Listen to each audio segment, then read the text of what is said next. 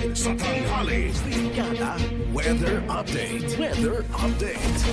Brigada, nakalabas na ng Philippine Area of Responsibility ang bagyong Emong kaninang alas 7:10 ng umaga.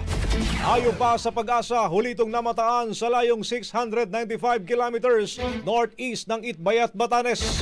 Magpapaulan naman ang hanging habagat sa ilang bahagi po ng bansa, pero hindi na ito singlakas na mga naranasan sa mga nagdaang araw.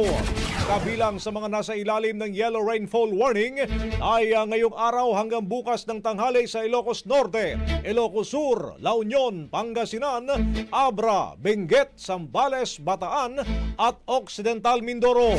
Patuloy namang binabantayan ang isa pang bagyo sa labas ng Philippine Area of Responsibility na may international name na Crosa.